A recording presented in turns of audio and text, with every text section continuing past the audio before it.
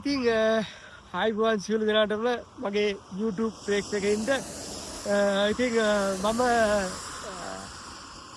ආවා පොඩි ඉතින් චාරිකාවක් හද නිවාඩු දවසේදී තනියම තමයි ඉතින් ගමන දැන් ඉන්නේ ඒත් ඉතින් අර ජපානයේ කඳුකර ප්‍රදේශයේම තමයි ඉන්නේ. ඉතින් හරිම ලස්සනයි. ඔයගොල්ලන්ට පේනවා ඇති සුන්දරයි. ඉතින් මේ වගේ වීඩියෝ බලන්න ඉතින් අපි ආසයි. ආසයි ඉන්නවා. ඉතින් හිම ඇట్లా තියෙනවා. මේ පේනවනේ හිම කපලා තියෙන කට්ටේ මේ ඉතරම කපලා තියෙනවා. ඉතින් ඇත්තට මේ හරියට හිම ගොඩක්ම අධිකයි. ඉතින් හරිම ලස්සනයි. ඒ වගේම ඉතින් වහිනවා. ඒකයි මම මේ කැන් එක පොඩ්ඩක් තිස්සේ. මොකද සීතල තමයි ඉතින්. අත්තේ මේ පුපුරන්ට වගේ. ඉතින් ග්ලව්ස් දෙක තියෙනවා.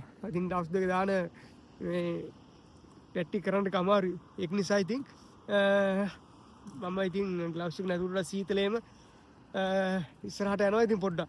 ඉතින් ඇත්තටම ලස්සන ප්‍රදේශයක් තමයි මේ ටික ඉතින් මේ කඳුකරේ සීතල ගොඩක් වැඩි. ඉතින් මේ කැලෑ තමයි තියෙන්නේ. ඉතින් මේ හැරි ඉන්නවා වලසු හරියටවත් ඉන්නවා කියලා බෝඩ් ගහලා තියෙනවා. ඉතින් හිම වලහ කියන එක නම් කොහෙන් මතුවේද දන්නේ නැහැ.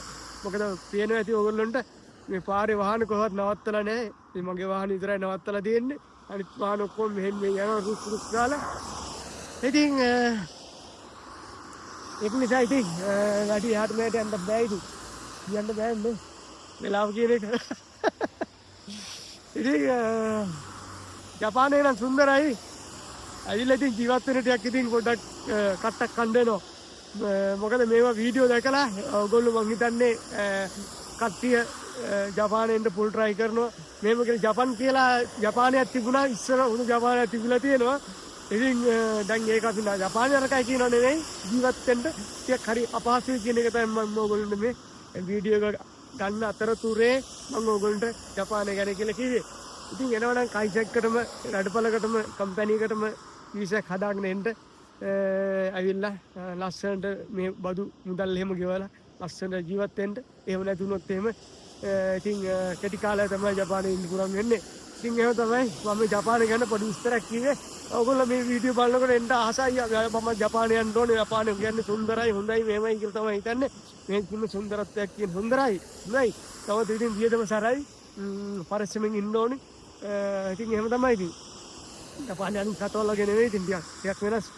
ඉතින් එන කට්ටක් තමයි ඉතින්. මහන්සිර දවසට ඉතින් තප්පරේට මහන්සි වෙන්න ඕනේ වැඩ කරනකොට එහෙමයි. ඔය අයිස් ගහිනි බෑ වචන නම් වචන දෙයක් නෑ ජපානයේ. එකයි. එක වචනයක් දෙකක් නෑ. ඒක නිසා මේ ජපාන නෑ කිව්වොත් තමයි. හොඳයි නම් හොඳයි නරකයි නම් නරකයි. ඕන නම් ඕන එපා නම් එපා. අන්න ඒ වගේ තමයි මම මේ වීඩියෝ එක වෙන පැත්තකට ගෙන ආවේ.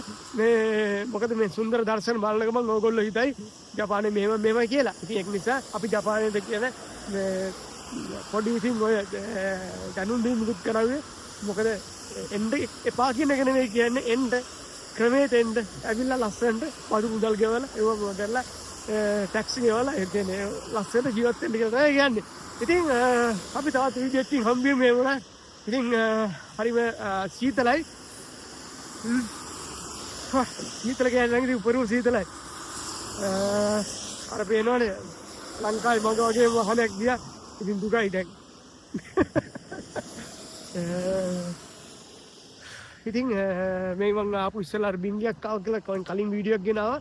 ඒ බින්ගේ මේ දෙවෙනි බින්ගේ තමයි මේක මේ තියෙන්නේ. ඔයගොල්ලෝ පේන්නේ. ටිකක් ඈත බ්ලොට් වෙනවා වගේ තමයි ඔයගොල්ලෝ පේන්නේ. පැහැදිලි නෑ මට පේන විදියට. බලමු අපි ඉන්නේ. ඒක තමයි. හරි එහෙනම් සියලු දෙනාටම තුරුවන් සරණයි බුත් සරණයි. ඉතින් සියලු දෙනාම වීඩියෝ බලලා ලයික් එකක් දාලා කමෙන්ට් එකක් දාලා පොඩි සපෝට් එකක් දෙන්න.